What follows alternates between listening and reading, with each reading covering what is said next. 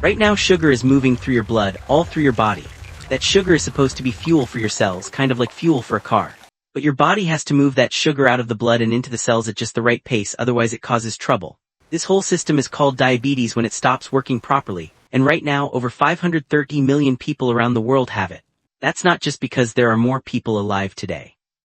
Even when scientists adjust for that, the percentage of people with diabetes has roughly doubled since the 1990s. That's not because human bodies suddenly changed. It's mostly because of how we live, what we eat, and how much we move, which also means it's something we actually have some power over. So let's talk about what diabetes really is, why it happens, what it can do to your body over time, and whether it can ever go away for good. Every time you eat something with carbs in it, like bread, rice, or fruit, your body breaks it down into sugar called glucose and sends it into your blood. But sugar floating around in your blood doesn't do anything on its own. It has to get inside your cells to actually be used as energy. And that's where a hormone called insulin comes in.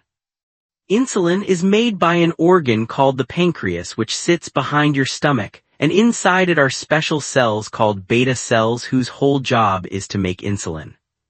Think of insulin like a key and your cells like little doors with locks on them. When insulin, the key, reaches a cell and fits into its lock, the door opens and lets sugar in. The cell gets its fuel and your blood sugar goes back down to normal. When this system works the way it's supposed to, you don't even notice it happening. It just quietly runs in the background all day. Diabetes happens when this key and lock system breaks, and it actually breaks in two different ways, which is why there are two main types. In type 1 diabetes, the immune system, which is supposed to protect your body from germs, gets confused and attacks the beta cells that make insulin. Once those cells are destroyed, the body simply can't make insulin anymore. So there's no key at all. Sugar builds up in the blood because there's nothing there to unlock the cells and let it in. Type 1 usually shows up when people are younger, and it isn't something caused by diet or lifestyle.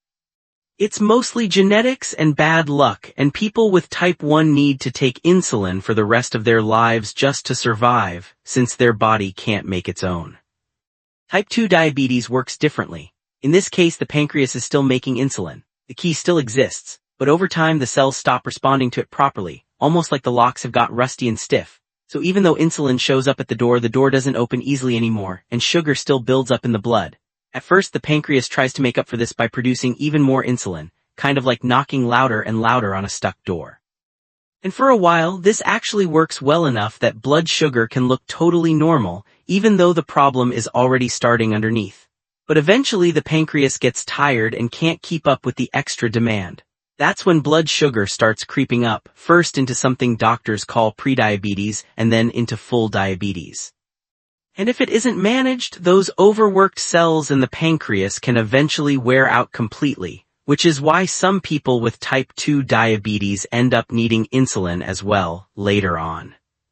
Now here's why high blood sugar actually matters. Sugar itself isn't bad, it's fuel, but if it stays too high in the blood for too long, it slowly starts damaging things, especially blood vessels. Damage to the blood vessels in the eyes can lead to vision problems.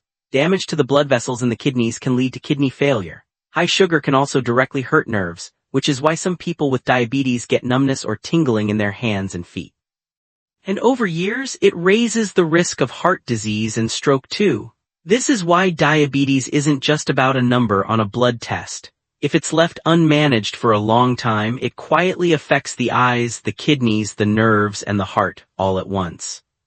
So what actually causes those locks to get rusty in the first place, especially in type 2 diabetes? Some of it is out of anyone's control, like family history, which can double or even triple someone's risk.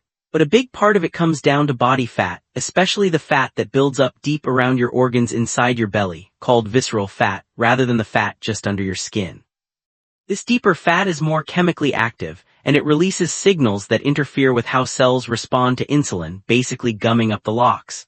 The good news is this works in reverse too. As people lose this type of fat, their cells usually start responding to insulin better again. And no, you can't specifically target this fat with things like sit-ups or ab workouts. When your body loses fat, it comes from all over, not just one spot, but this deeper fat does tend to respond faster overall, which is why people sometimes notice their belly shrinking first when they start exercising and eating better. Exercise itself helps in another way too, because when your muscles are working, they can actually pull in sugar without even needing insulin at that moment. And afterward, your muscles stay more sensitive to insulin for a while. So staying active really does directly help fix the core problem behind type 2 diabetes. So can this be treated and can it be cured? For type 1 diabetes, the answer is insulin, and there currently isn't a way to bring back the beta cells once the immune system has destroyed them, so people with type 1 need insulin for life. For type 2 diabetes, the first step is usually the same thing that helps prevent it in the first place: better food choices and regular movement, often along with medication if needed, with a common one being called metformin, and sometimes other medications if blood sugar is still too high. Here's the hopeful part though.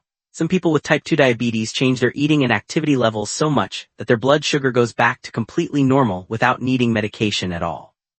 Doctors usually don't call this a cure though, they call it remission, because if those habits slip back, the diabetes can come back too. But it shows just how much control people actually have over this condition, and how much it can lower the risk of all those long-term problems with the eyes, kidneys, nerves, and heart down the road.